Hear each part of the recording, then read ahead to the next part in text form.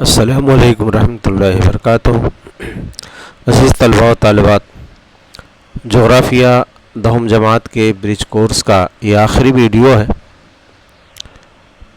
دو دن کر کے میں نے ایک ویڈیو کو کور کیا تھا۔ اس کے پہلے میں نے آخری ٹیسٹ کا ایک ویڈیو روانہ کیا تھا، تو آپ نے دیکھا۔ ابھی 20واں اور 21واں دن کا یہ ویڈیو میں روانہ کر رہا ہوں۔ اس کے پہلے میں آپ کو بتاتا چلوں کہ میرا قطعی ارادہ نہیں تھا کہ میں دہم جماعت کا برج کورس کا مکمل ویڈیو بناؤں گا، اس لیے ویڈیوز آگے پیچھے ہوئی ہیں، بہت سارے کمنٹس آ رہے ہیں، اس لیے بعد میں نے بنانا شروع کیا۔ اور 8ویں 9ویں جماعت کا ویڈیوز اسی لیے میں نے شروع ہی نہیں کیا کہ طلبہ خود سے کریں، خود سے کرنے کی عادت ڈالیں۔ بہرحال 10ویں کا شروع کر دیا تھا، اسی لیے میں نے ختم کیا اس کو۔ تو آئیے دیکھتے ہیں اس کے سوال و جواب کو۔ اس کے پہلے میں آپ کو بتاتا چلوں کہ ٹیلی گرام گروپ کے بہت سارے طلبہ جڑے ہوئے ہیں اور یوٹیوب سے اس ویڈیو کو دیکھتے ہیں۔ ٹیلی گرام گروپ کے تمام طلبہ سے گزارش ہے کہ آپ لوگ گروپ پر کسی بھی طرح کا چیٹنگ کا کام نہ کریں۔ یہ مجھے مجبوراً اس ویڈیو کے اندر کہنا پڑ رہا ہے۔ امید ہے کہ آپ لوگ اس کا بات کا خیال کریں گے۔ میں نے سیٹنگ اس لیے نہیں تبدیل کی تاکہ آپ اپنے مسائل پر گفتگو کر سکیں، کس کویشچن پر آپ ڈسکس کر سکیں۔ صرف کویشچنز پر، مواد پر ڈسکس کرنے کی اجازت ہے، بات کرنا پرسنل میسج قطعی نہ بھیجیں۔ آئیے ہم سوال کے جواب کو دیکھتے ہیں۔ یادہ ہے مہاراشٹر کے اہم سیاحتی مقامات۔ بھارت کے سیاحتی مقامات کے نقشے میں مہاراشٹر کے حصے میں جو مقامات ہیں سیاحتی، اور ناگپور،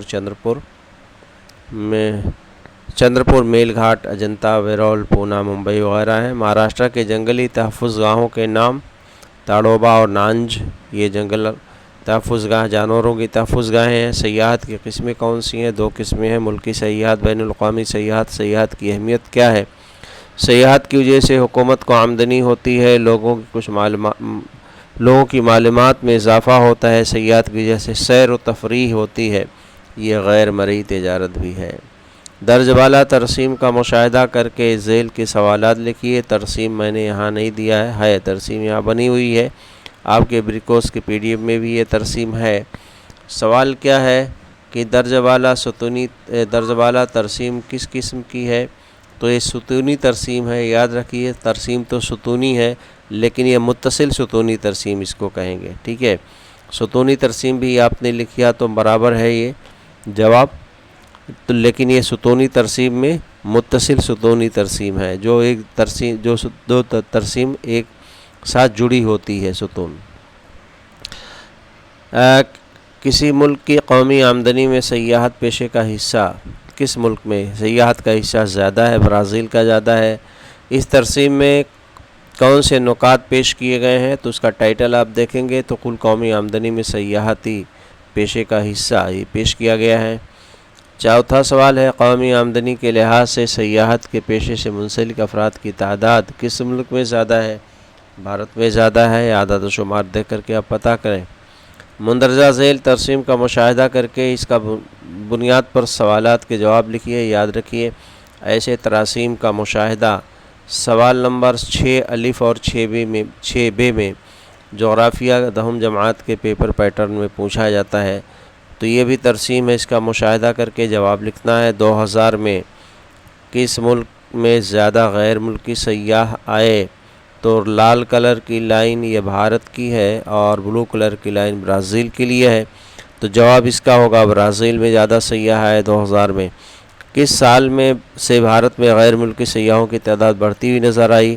یہ 2010 سے سیاحوں کی تعداد بڑھ رہی ہے، میں نے مختصر میں اس کا جواب دیا ہے، آپ مکمل جملے میں لکھ سکتے ہیں جواب۔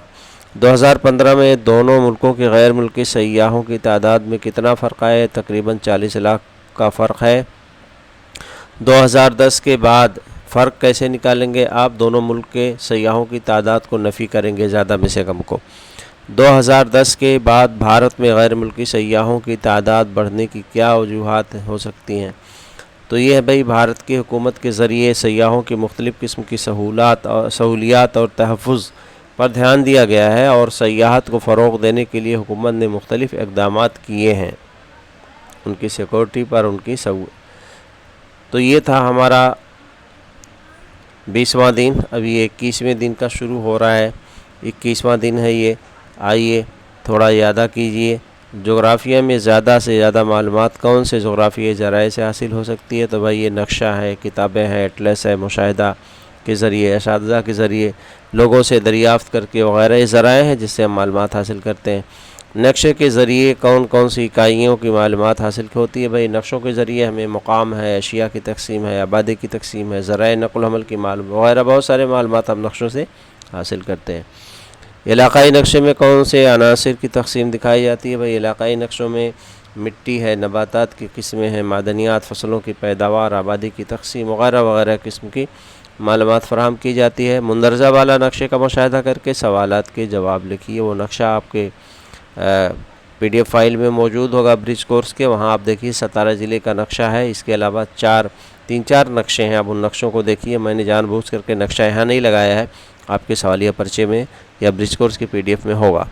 ستارہ ضلع کی طبعی تشکیل کس طریقے کا ہے؟ ستارہ ضلع کی طبعی تشکیل اگر ہم دیکھیں تو مغربی حصے میں بلند پہاڑی علاقہ ہے اور مشرق میں کم بلندی والا میدان ہے۔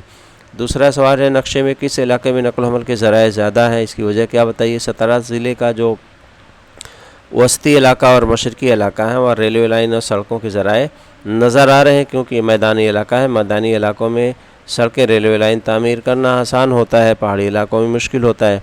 سوال نمبر 3، ستارہ ضلع میں نقل و حمل کے راستوں کی کمی ہونے والے علاقوں میں طبعی تشکیل کیسی ہے؟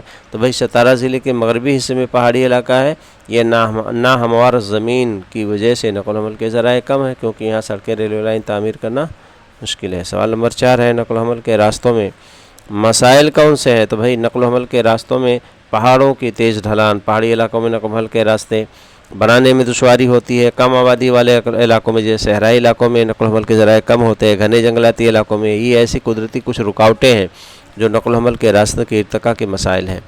سوال نمبر 5 ہے مہاراشٹر کا طبعی اور مہاراشٹر کا بارش کا نقشہ تقابلی مطالعہ کیجیے۔ 2 نقشے ہیں، مہاراشٹر کی طبعی ساخت کا اور بارش کا نقشہ دیا گیا ہے۔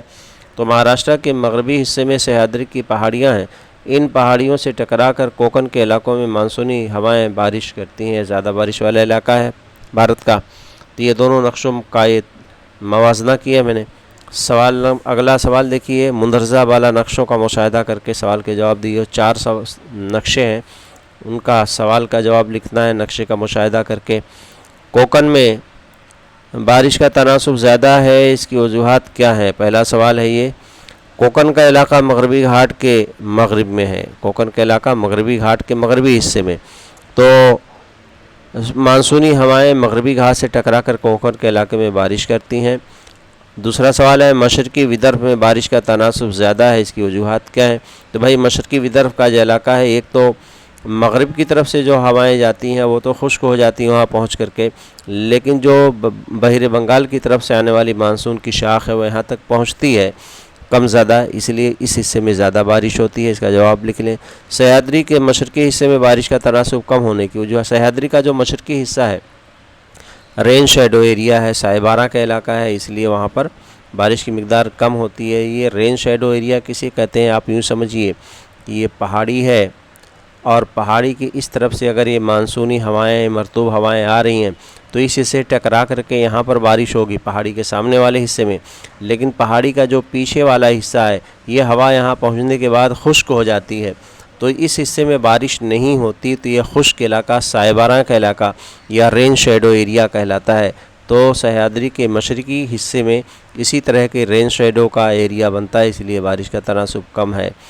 طلباء و طالبات، اس طرح سے یہ مکمل ہوا 2 دن کا۔ اگر آپ نے جغرافی ٹیچ ویری نائس کو سبسکرائب نہ کیا ہو تو سبسکرائب کر لیں۔ السلام علیکم ورحمۃ اللہ وبرکاتہ۔